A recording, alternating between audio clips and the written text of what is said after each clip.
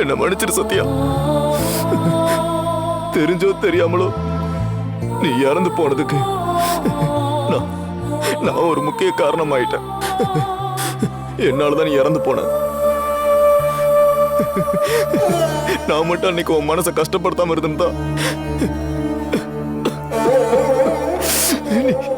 நீ இன்னைக்கு உயிரோட இருந்திருப்ப.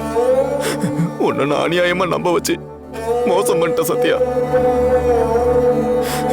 கல்யாணம் பண்ண நாள்ல இருந்து ஒரு நாள் கூட உங்ககிட்ட அன்பா பேசுனது இல்ல, பழகுனது இல்ல, அன்பா நடந்துகிட்டதும் இல்ல. ஆனா நீ எதையுமே மனசுல வச்சுக்காம என் மேல உயிரியா வச்சிருந்த. என்ன முழுசா நம்புன. ஆனா உன் நம்பிக்கைக்கு கொஞ்சம் கூட தகுதி இல்லாதவன்.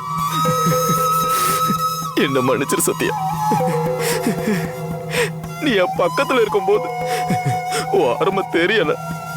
ஆனா இன்னைக்கு எங்க திரும்பினாலும் நீ மட்டும்தான் தெரியற. உன்னோட குரல் மட்டும்தான் கேக்குது.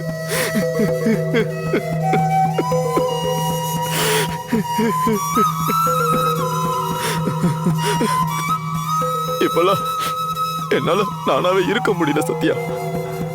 எனக்கு தெரியும் உங்ககிட்ட எத்தனை முறை நான் மன்னிப்பு கேட்டாலும் நான் செஞ்ச பாவம் தீராதுன்னு தெரியும்.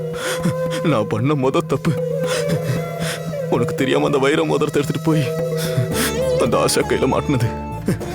என்னைக்கு உனக்கு தெரியாம அந்த மோதிரத்தை எடுத்துட்டு போய் அவளுக்கு நான் போட்டனோ